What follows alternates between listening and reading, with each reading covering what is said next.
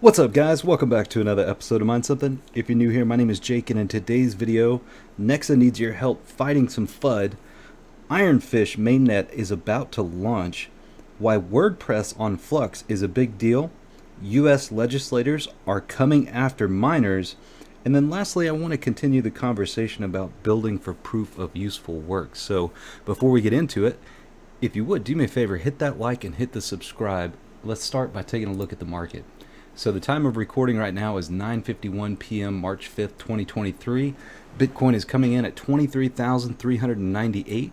Dogecoin about 7.5 cents. Ethereum Classic about $20. Monero $150. Conflux about 20 cents. ETHW $3.41. Ravencoin is under 3 cents still, currently sitting at about 2.5 cents. Chia is $36.44. Cadena at $1.02.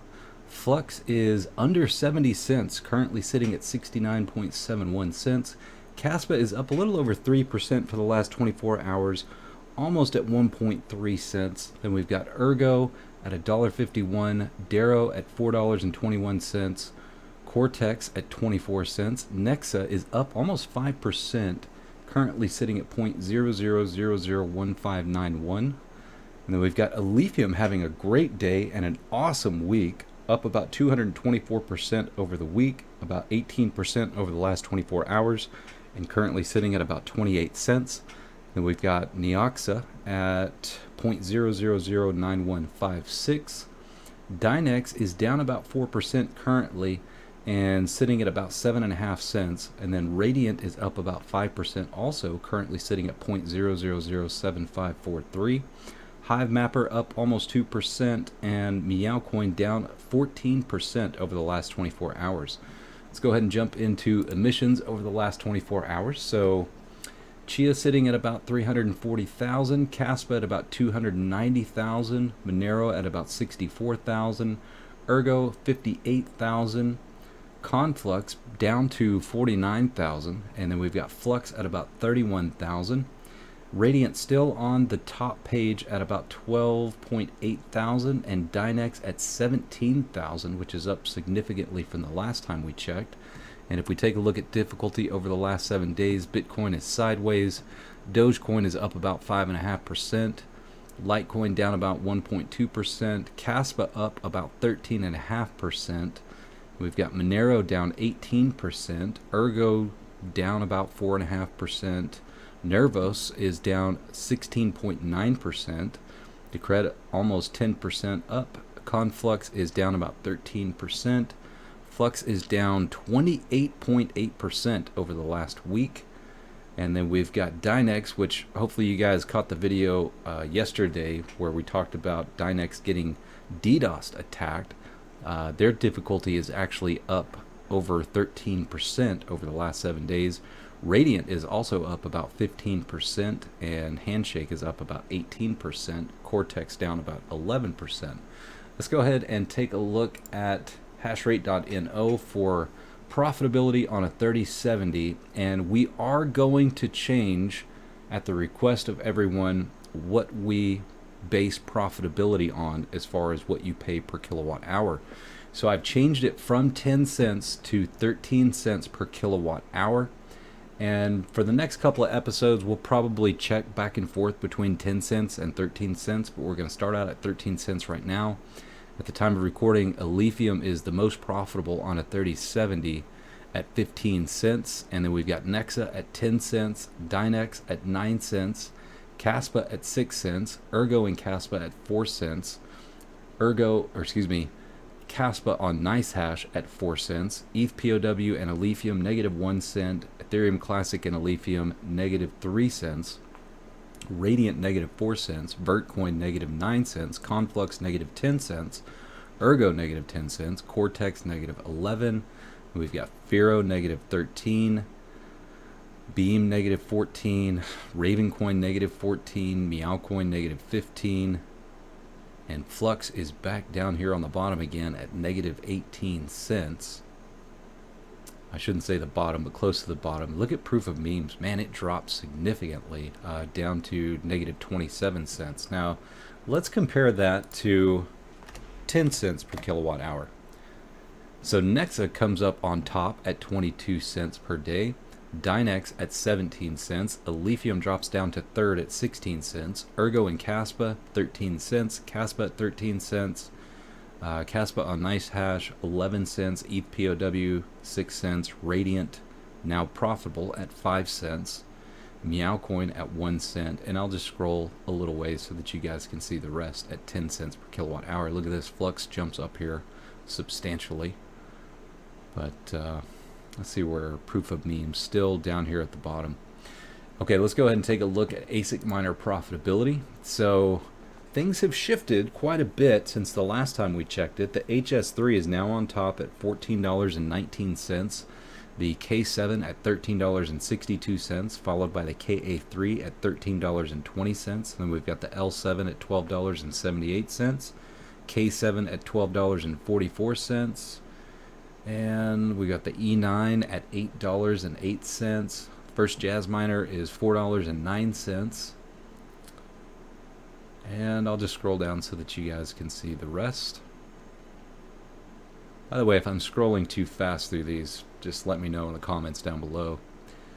And let's move on and talk about what I'm mining currently. So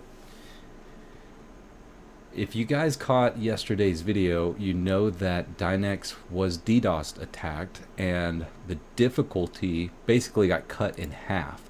So the majority of today I did mine Dynex while difficulty was low, but it's pretty much back to where it was prior to that event.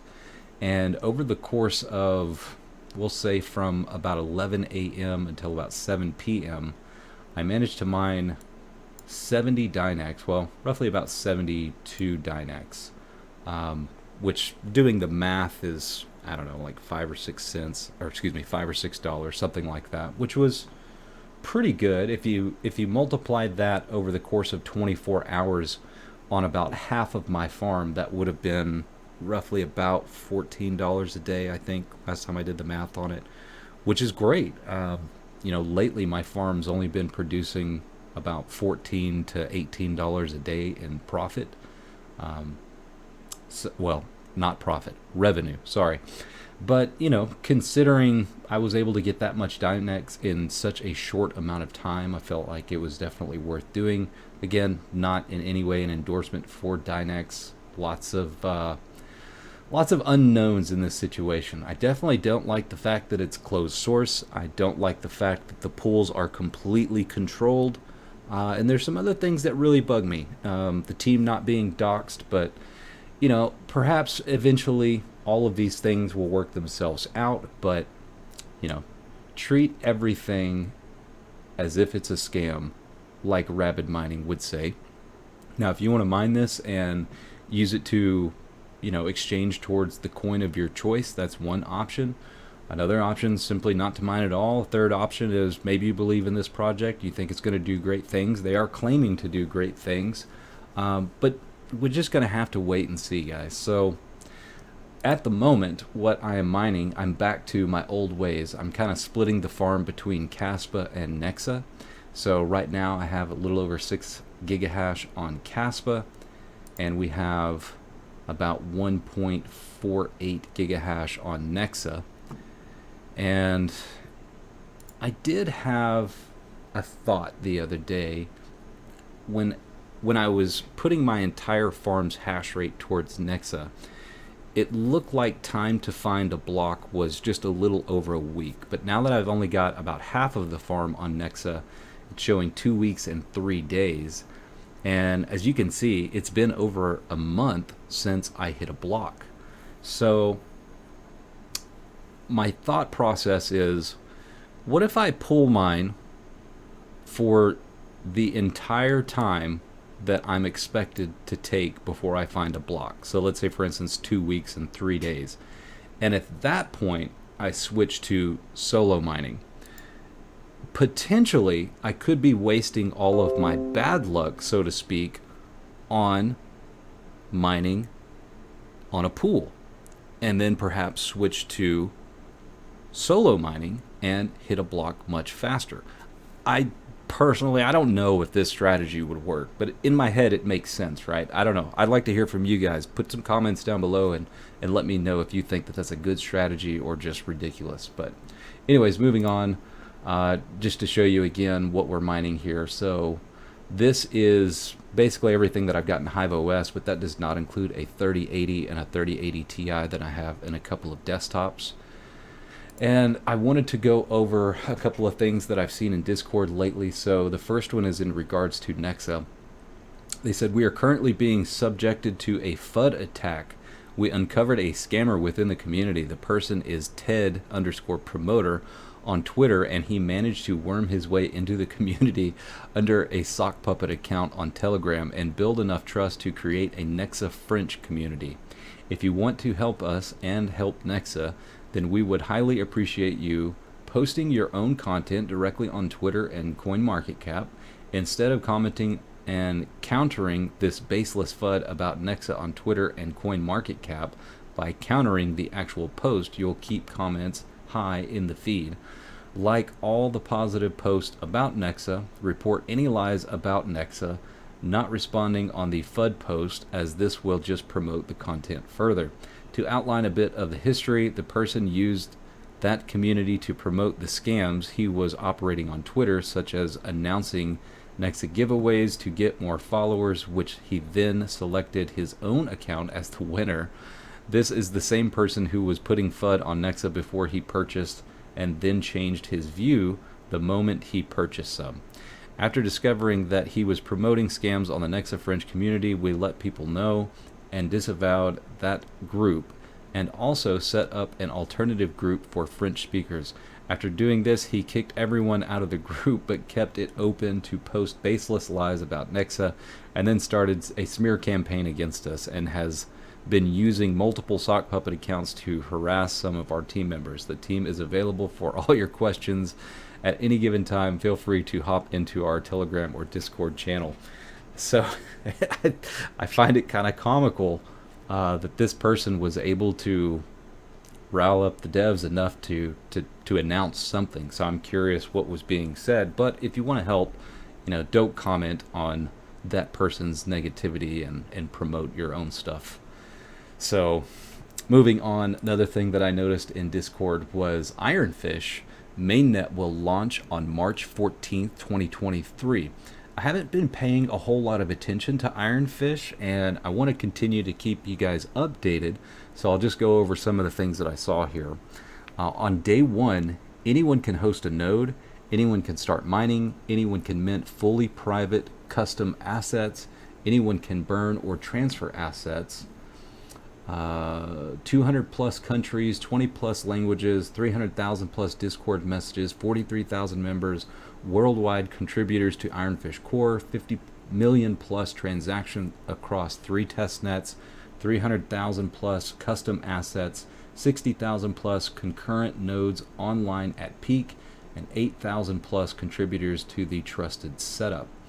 So I really don't know a whole lot about Ironfish. One thing that I know, there's something that has to do with KYC as well as privacy. So it sounds like you have to do KYC in order to do this, but privacy is part of it, and it's only available to certain entities. I don't know exactly how all of this works, but I'm going to continue to investigate it, and I'll keep you guys updated on what I find.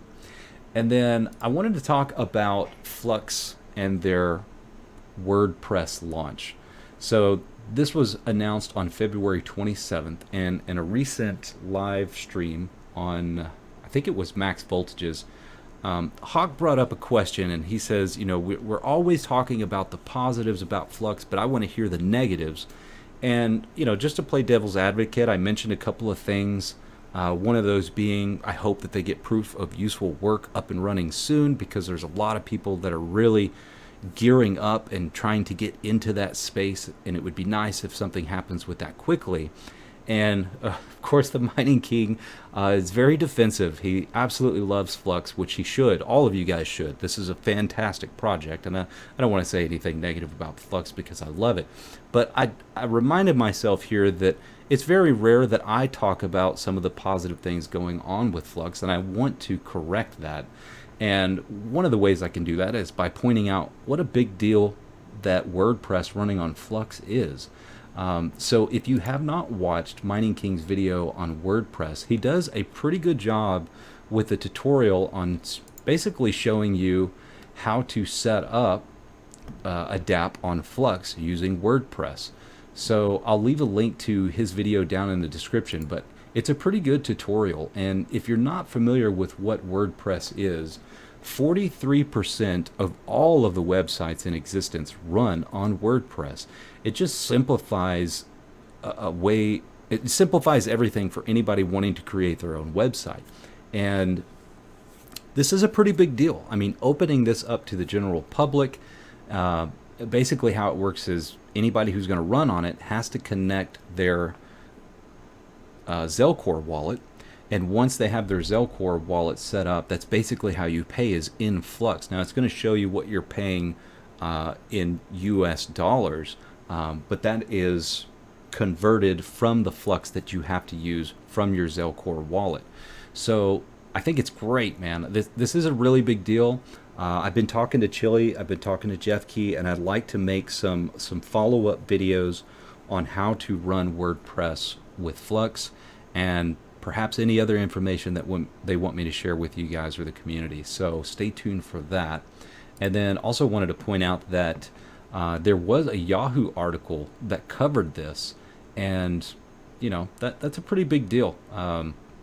There's a lot of good things that are going on with Flux. They are trying to tackle a lot of different things, but you know, the same could be said for a lot of different projects. And the one thing that I absolutely love about Flux is they want to partner with other crypto projects. I think they have a great long-term outlook in a long game, and you know, making partners with other projects is extremely helpful and helps the whole ecosystem thrive.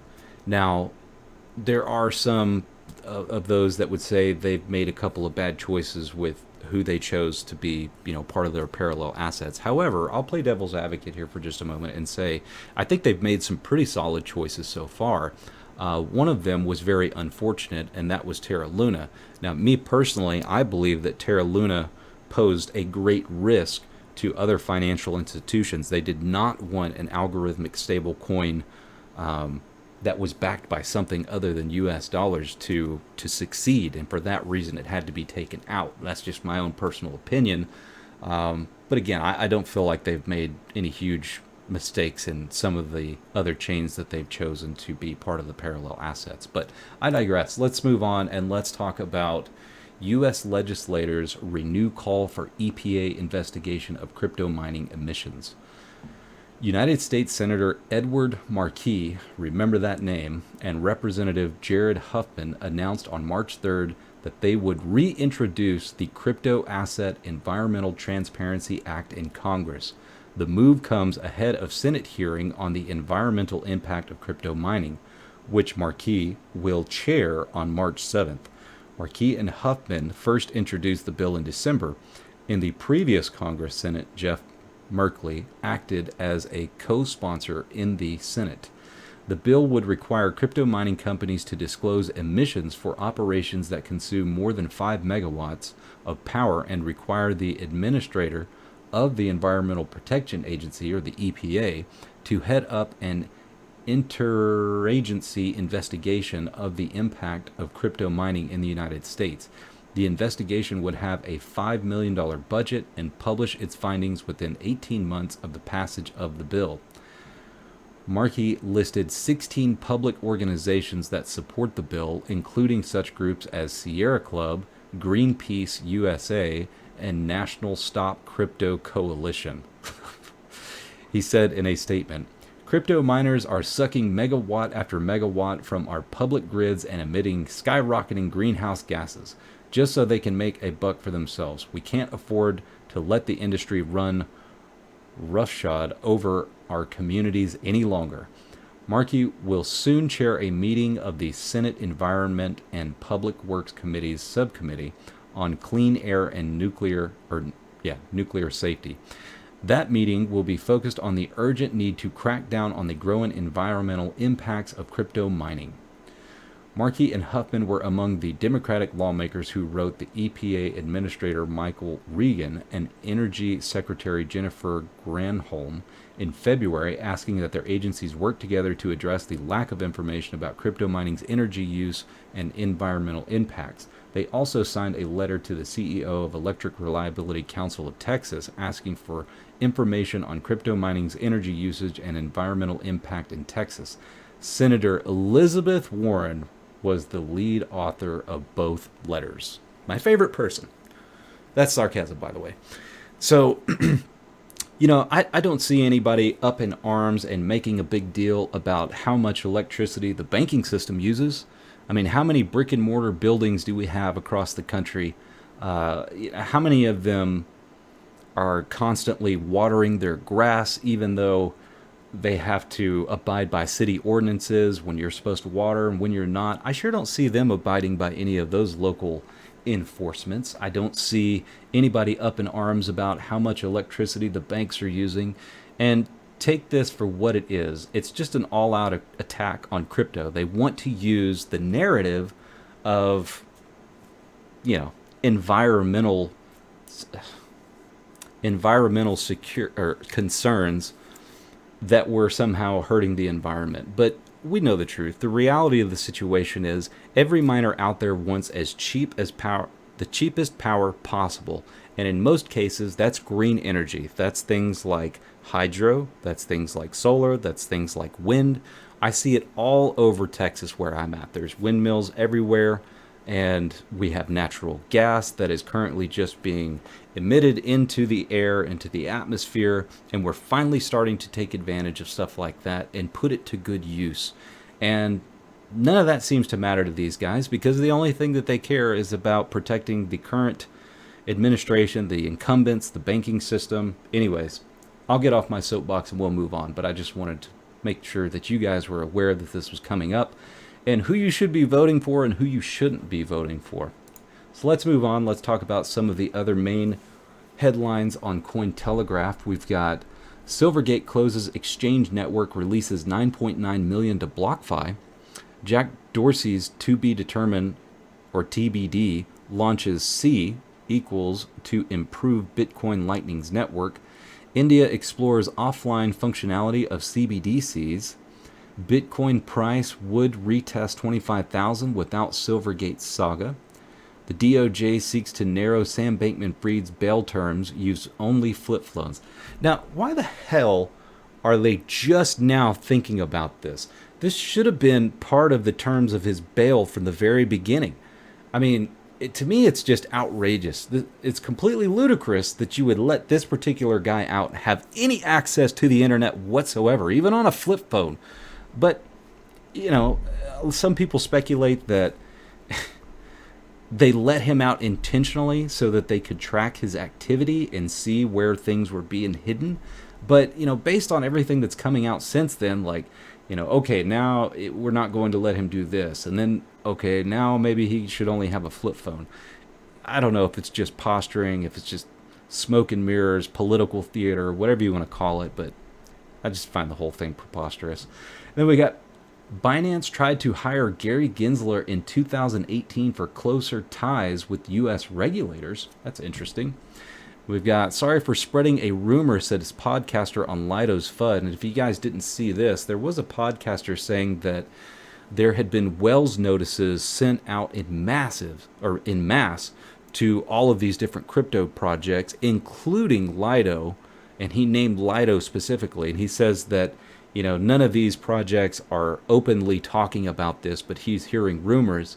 And now he's apologizing for spreading those rumors. And then we've got, can blockchain help combat climate change? Russia-Ukraine war, how both sides of the conflict use crypto to win. And the next thing that I wanted to get into was just to continue the discussion about building rigs for proof of useful work. One thing that Jeff Key said to me several months ago when I was asking him about the release of proof of work or proof of useful work was they didn't want people going out there and buying equipment in advance for this stuff, not knowing whether or not it was going to be, or what were the right products, and if people were going to waste money on things that they shouldn't. So, for that reason, I want to qualify the following conversation and just tell you guys that this is something that I personally am looking into. It's been on my radar for a very long time, and I want to continue to document this process so that you guys have a better understanding of what's a budget-friendly type build, what's the best build. And today I got on ChatGPT and started asking some questions because even though we started this conversation in Discord, I don't know anyone personally that has extensive knowledge on building rigs for folding, for AI, for rendering, things of that nature. And I asked ChatGPT a couple of questions today. So one, what is the cheapest server grade CPU that can support 4 4090s? And its answer is the following. So one would be a Threadripper 3990X. This CPU has 64 cores and 128 threads and supports 88 PCIe 4.0 lanes, which should provide enough bandwidth for 4 4090s. Then we also have some other options here from Intel. So we've got the Xeon W3275 and the W3275M, which has 28 cores and 56 threads and supports up to 64 PCIe 3.0 lanes. While this CPU has fewer cores than the Threadripper, it may be most cost effective and suitable for some server applications. So that's for 4 4090s, and that's a pretty massive build. And I'm trying to do things as budget friendly as I possibly can. So I asked, what's the cheapest server grade CPU that can support 4 3090s? To that, it replied, the Threadripper 3970X has 32 cores and 64 threads, supports 64 PCIe lanes at 4.0, which should provide enough bandwidth for 4 3090s. And then another option is the Xeon W3175X, which has 28 cores and 56 threads and supports up to 68 PCIe 3.0 lanes. While this CPU has fewer CPIe lanes than the Threadripper, it may be more cost effective and suitable for some server applications. So I was curious how these CPUs would compare to consumer grade CPU like a 5950X. So if you look at a 5950X in comparison, we're looking at 16 cores and 32 threads. So how many GPUs could we potentially run with that? And would that be at speeds of 4.0 or 3.0? And earlier today, Son of a Tech had a live stream, and he talked about the new Ipolo A series, which has also been on my radar. And it's not available yet. It's coming soon, but it's specifically for ZK and AIGC. So ZK is like ZK rollups. AIGC is basically artificial intelligence, something, something. But looking at Vast AI, I noticed there's a lot of people in here that have rigs that don't consist of CPUs of such magnitude. So let's take, for example, let's see, what did I pull up? So an Epic 7252. It supports PCIe 4.0 times 128, and it has, let's see, where did I see it? So 8 cores and 16 threads. So looking back at Vast.ai, we've got one A5000 in this rig using that particular CPU. We've got 4 A5000s with the same CPU here. And we've got one with another A5000, one with 2 A5000s. Yeah, so anyways, just to continue on, one other thing that Son of a Tech mentioned was using GPUs that have HBM or HBM2 as opposed to GDDR6 or GDDR6X, which there are some pros and cons.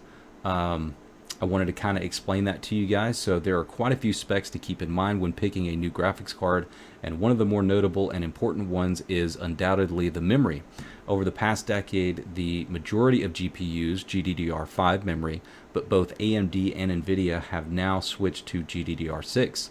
However, these two are far from being the only types of graphics RAM to be used in GPUs over the years. One relatively new technology that you don't commonly see in implemented modern GPUs is HBM, followed by its successors HBM2 and HBM2E. So what are HBM, HBM2, and HBM2E? What distinguishes them from each other and from GDDR memory? Are HBM-equipped GPUs better for gaming? Well, we'll answer that below. As mentioned above, HBM is a type of SDRAM, synchronous dynamic random access memory, much like GDDR that you'll find in some graphics cards today.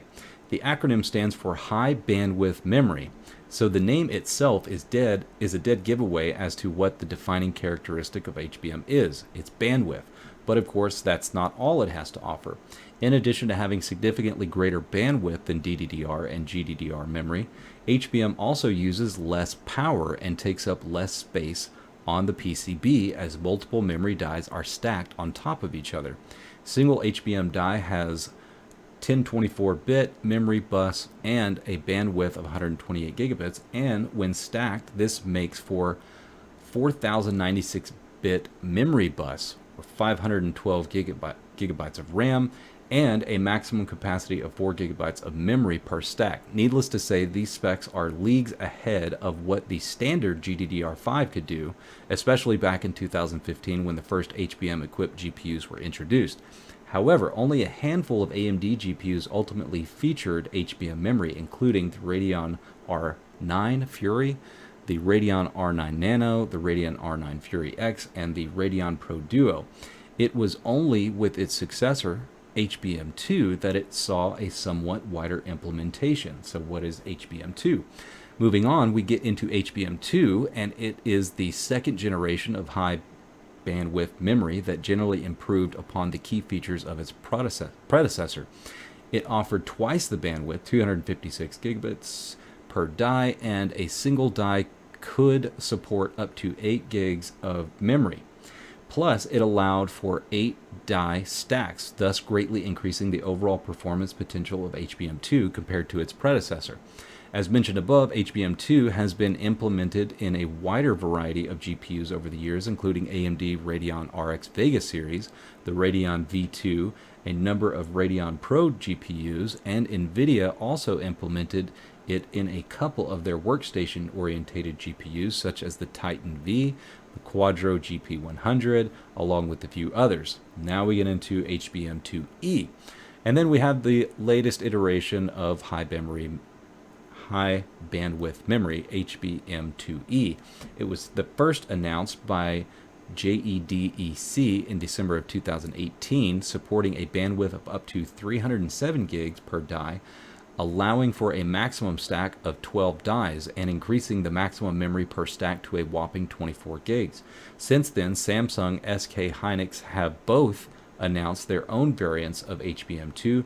Both support stacks of up to 8 dies and 16 gigs of memory, but they offer even greater bandwidth. Samsung's HBM2E offers bandwidth of 410 gigs, while SK Hynix takes it even further to 460 gigs. However, HBM2 hasn't implemented in any GPU so far, but that will likely change in the near future as AMD is starting to push hard to challenge NVIDIA in the high-end GPU market.